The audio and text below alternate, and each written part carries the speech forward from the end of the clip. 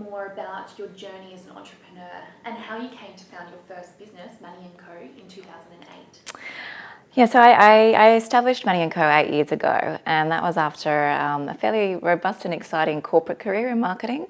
So I worked for a number of multinationals in marketing roles across Asia Pacific. Then at the ripe old age of 28, I had my first child, Charlotte, who's now 9. And a corporate career was no longer for me. Unfortunately, it didn't give me the flexibility that I wanted at the time. I wanted to continue on my career trajectory. However, I also wanted to be there for my first daughter, Charlotte, and to be a hands-on mum. So I was trying to find a balance between the two. So unfortunately, the corporate thing didn't work for me anymore.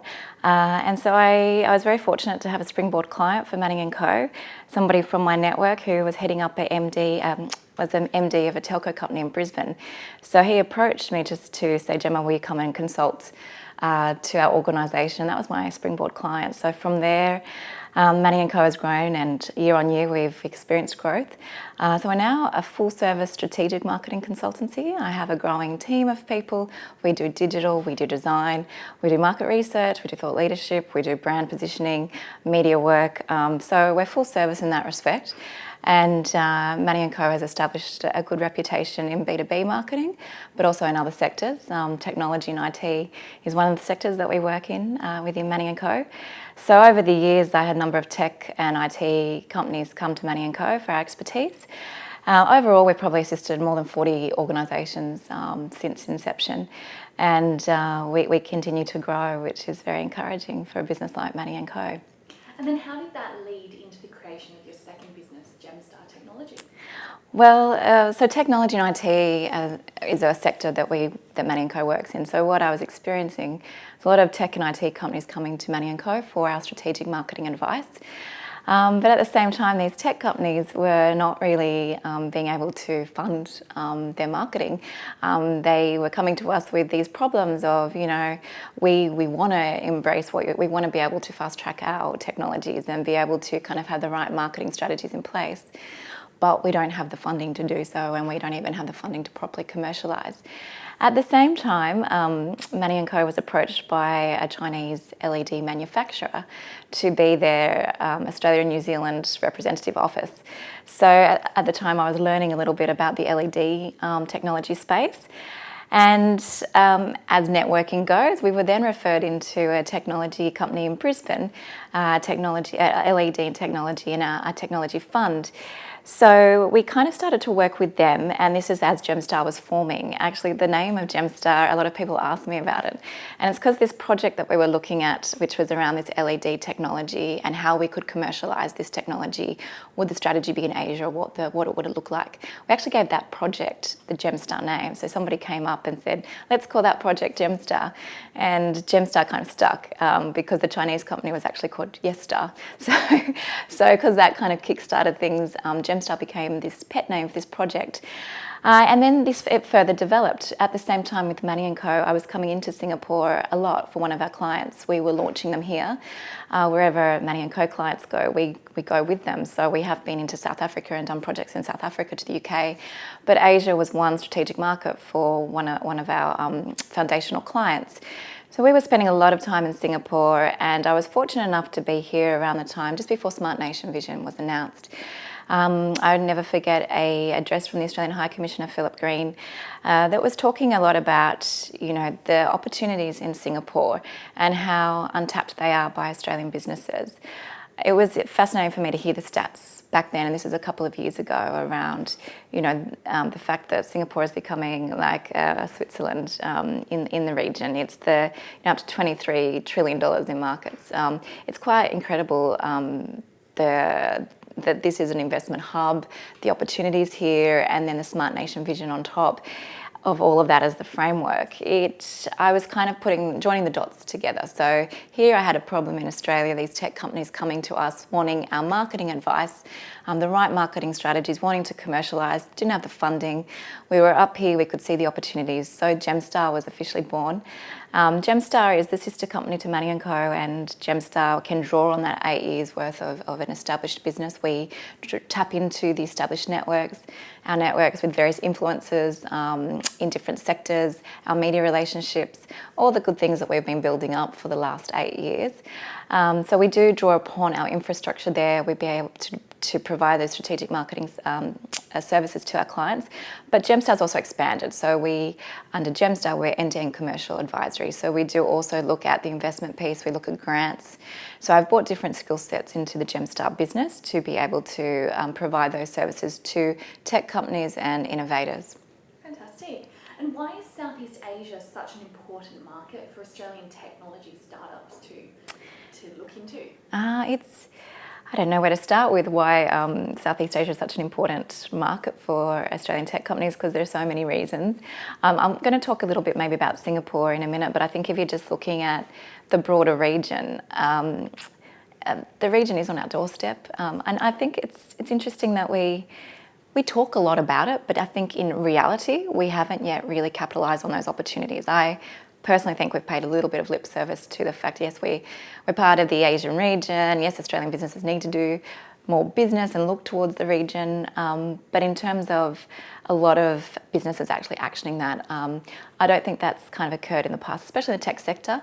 From my early experiences with companies coming to Gemstar, Manning & Co / Gemstar, about commercialising, I experienced a lot going to Silicon Valley. So that we did experience this brain drain. I think out of 5 that were talking to us at the time, probably 3 packed up and went to Silicon Valley. Out of those 5 that we were originally talking to, none chose Asia at that particular time. So it demonstrated to me that I think Asia is still largely untapped, and that's unfortunate because of the opportunities here in terms of population, the growing economies. You've got emerging economies as well, plus you've got safe havens like Singapore that are perfect as a landing pad because of, being a safe environment from a legal standpoint. There are a lot of positives to tap into the other growing opportunities in Asia from Singapore as a base. Just with Singapore alone, and we've spoken a lot about why doing business in Singapore this week as part of Gemstar's trade mission. Singapore, most of us would know, it's like one of the easiest countries to do business within the world. It's ranked number 1. Obviously, English is a spoken language here, so from that perspective, it's easy to do business. It's got a sound legal system, so from a risk standpoint, it makes sense. Also, it's in terms of IP protection, it's ranked 2nd in the world, and there's many other statistics I could give. But what that demonstrates is that Singapore's an 8-hour flight from Australia.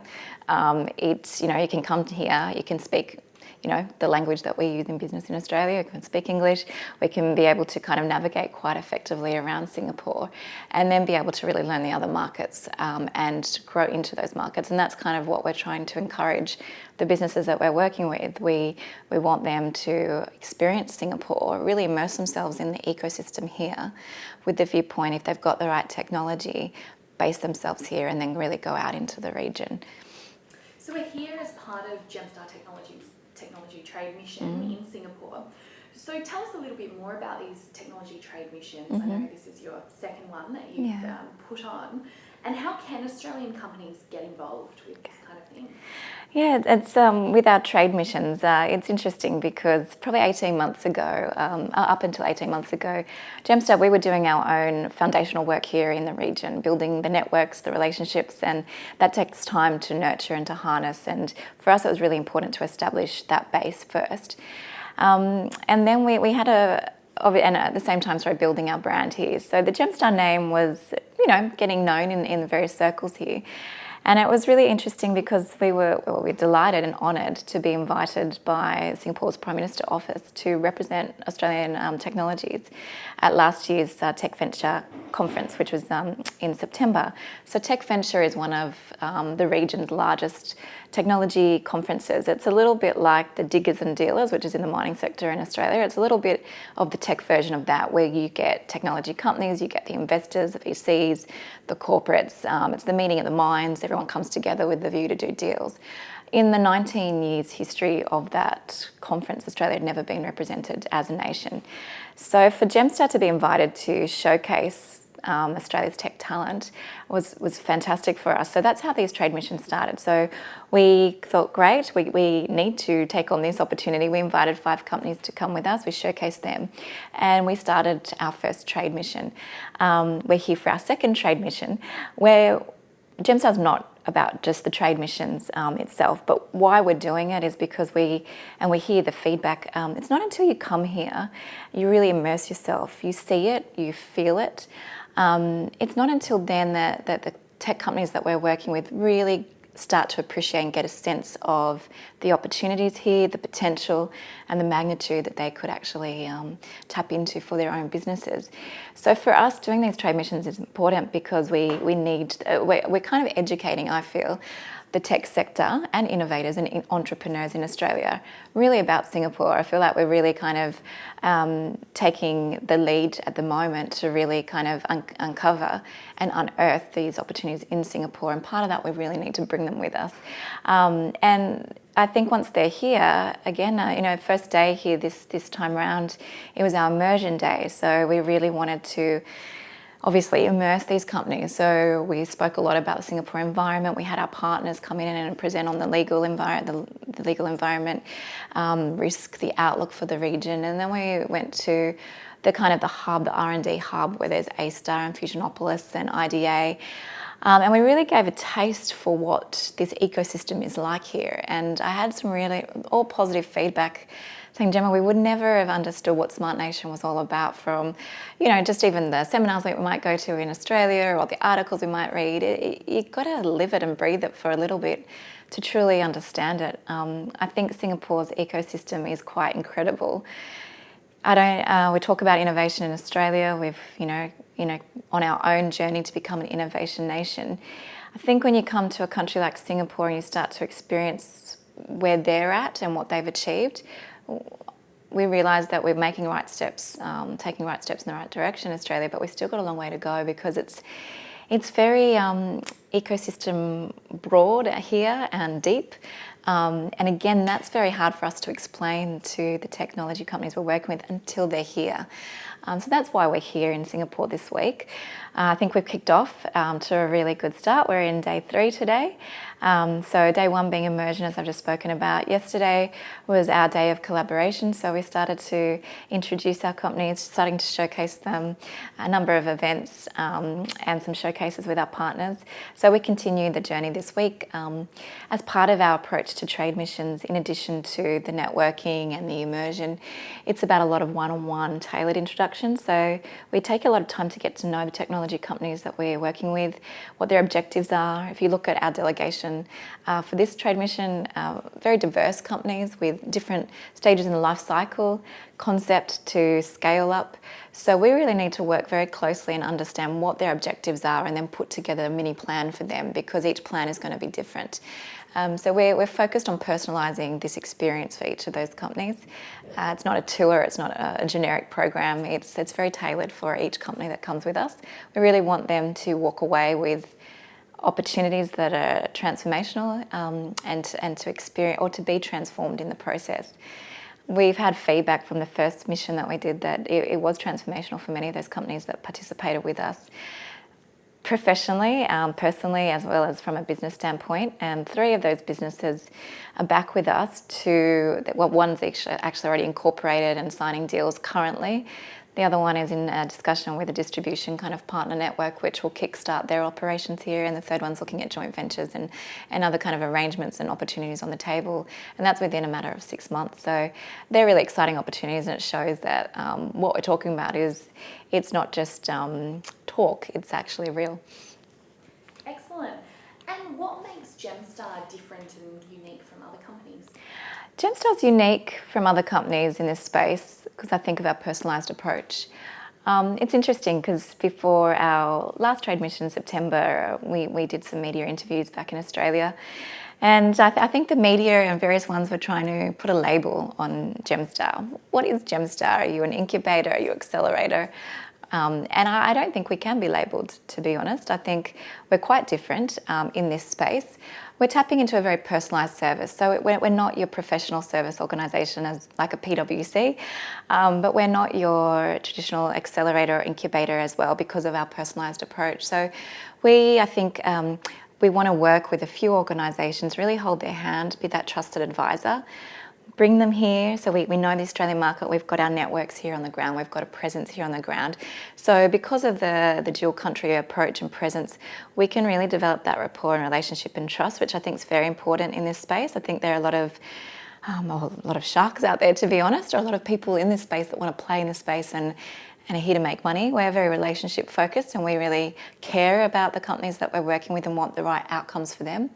And every company that we work with is very different. So depending on the life stage cycle that they're at, they're going to want a different engagement with us as an organisation. Some want us to become more involved from an equity standpoint. Some are far more established and don't require that and actually want the strategic introductions instead, and they want to be able to know that we can kind of launch them into this market with more sophisticated marketing strategies. So each company that we work with is highly different, and therefore we need a tailored approach, we need a personalised approach, and we're very protective of those relationships that we're building with them. So I think that's kind of how we are a bit different. I think we are disrupting a little bit in this space because I think in the past, at the moment, the traditional incubators and accelerators have been the ones that have had a lot of focus in this space.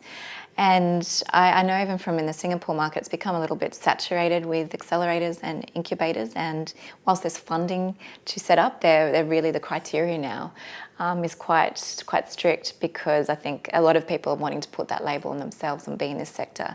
I think we bring the right skill set too, and it's strategic marketing, again, our roots from where Manning & Co comes from, is incredibly important, and the communication side of the technologies. I think that's where there's a little bit of a gap in the market too. These technology companies talking to investors, you've got lingo and jargon, and at the end of the day, you need to cut through and be really clear with the communication. You need to be able to make an emotional connection and an economic connection. So an emotional connection with the investor, with your end customer, with partners, as well as that ROI and that business case. And that doesn't come naturally for a lot of companies or entrepreneurs or innovators.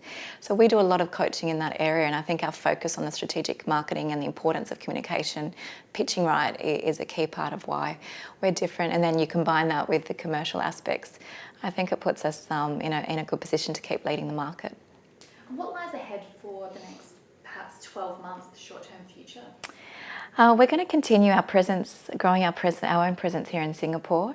We've got partners already signed up that we're working with. We've got a legal partner. We've got ANZ that's come on board to be our preferred banking partner for this mission.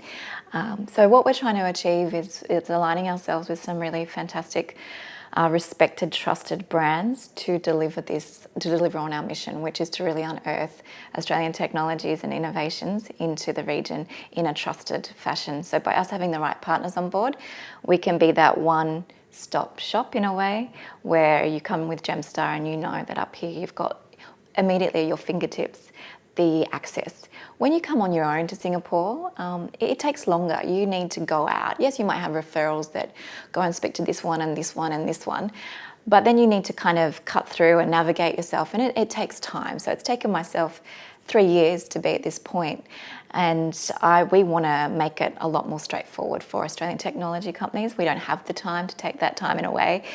So by what we're trying to do, and over the next 12 months we'll be continuing to build on this, is that really easy market entrance. So you come with Gemstar, you get all your bank accounts, you get your corporate structure set up, you've got your legal advice here, you've got your accounting advice, you've got shared services. So that's the model that we're working towards, and we're making, in the next 12 months, we hope to hopefully launch our own Innovation Centre of Excellence with the companies that we're working with, our partners. So that Innovation Centre of Excellence would be that landing pad for Australian technology companies when they come with us, with Gemstar. There's that at their fingertips as well. So that would be all the shared services and all those kind of other resources that they can tap into. You're clearly very passionate about Singapore as a strategic market for Aussie companies to expand into. Understanding both countries, Australia and Singapore, what is your advice to Canberra regarding the recently announced innovation statement?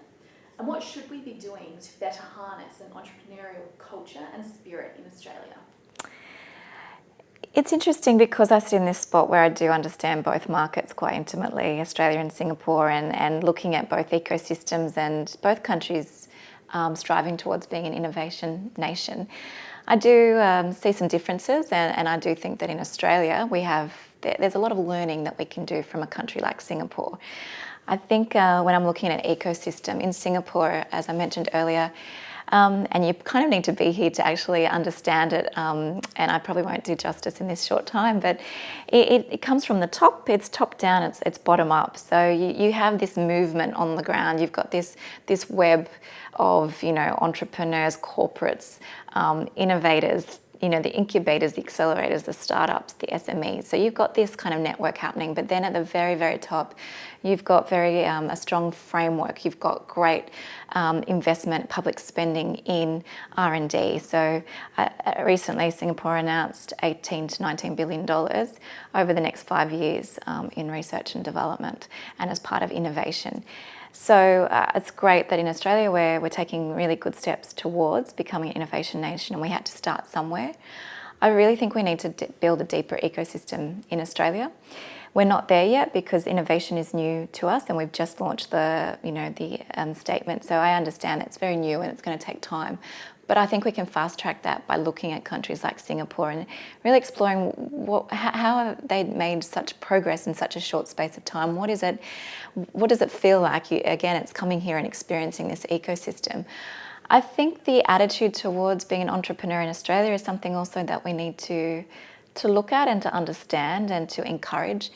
I know as a small business owner, an entrepreneur and small business owner, it's very tough. To be honest, to be brutally honest, and I am very honest, when it comes to things like this, I've experienced growing a business from scratch. I've had no capital injections, no partners, no funding, no grants, no assistance to start my business, which when I did, I've a mother of 2 now, and I've grown a business on my own, and I'm very proud of that. Very proud of the fact that Manning & Co is an established marketing business and has been around for 8 years, because a lot of small businesses don't see the past 3 years, the statistics show. So to have longevity takes a real sense of resilience and really kind of digging deep at times, to trust your gut instinct and to kind of keep going and being driven and to keep getting up and forging forward. This entrepreneurial spirit that you need to be able to do that, I think needs to be celebrated. I think entrepreneurs need to be treated like rock stars at times. I think we need more credit for what we're doing, and in that requires more government support. If I think about just the hard realities of being in business with payroll and, all the responsibilities that you have as a business owner, no matter what size, it's paramount. And then when you've got all the red tape and you've got all the different things to deal with on a day-to-day basis, sometimes you wonder, why am I in business? Why am I an entrepreneur? Not only do I have one business, why am I starting a second business and in Singapore? You go through those times of asking those questions. So I think you need to dig deep. You need to be true to yourself. But it would help if you had the government along the way providing that right infrastructure and support. That's the difference. Here, you speak to entrepreneurs and they get up and running in a lot of an easier way. They have the right support, the right infrastructure, and I think they are celebrated here. So my message is, let's celebrate entrepreneurs. Let's celebrate women in business and female entrepreneurs. We need to really change our mind shift, and it will require a mind shift across the nation within our ecosystem at different levels as well. It's not going to happen overnight, but I guess you hear my passion, because if I can just take a couple of steps forward in my own small capacity, I want to start making a difference for the journey, so that when my daughters get to exploring their dreams, if they want to be an entrepreneur, I don't want them to have to go through the hard struggles that I've gone through over the last 8 years to be at this point.